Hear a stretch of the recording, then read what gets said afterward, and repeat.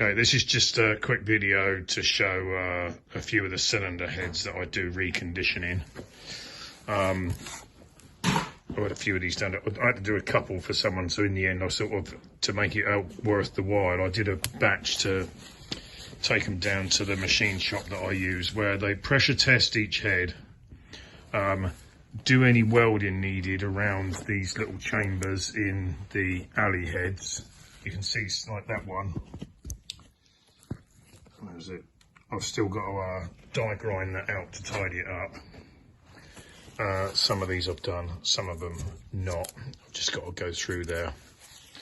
And also where they tend to corrode on the number 4 one, I get like the edge of these built up a bit, which most of that's skimmed off, but you can see it's irregular because I've just got to dress it round. So yeah, the machine shop does that. Pressure tests them, does any welding needed, then skims the surface, checks the valves guides, and then recuts the seats. So these have all been fitted with brand new valves, brand new springs,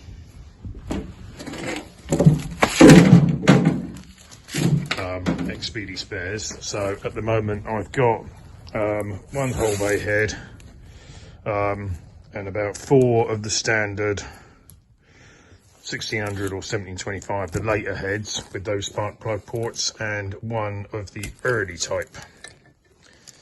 But again, that one's got plenty of meat on it. That's really good head. And this one, cast iron head. This has got hardened valve seats fitted in the exhaust valves, so it's fine with unleaded. Prices are sort of for the standard heads generally about sort of 550 to 650 plus VAT. The whole bay ones are sort of depending how much meat's on them and the condition of them, because they can spend a bit more money sometimes having to weld them up more. They're sort of 900 to 1100 for the best condition ones.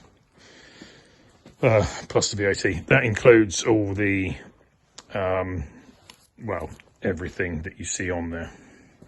And then I check all the studs, check all the threads in all the ports. So they're basically, they'll turn up ready to bolt on.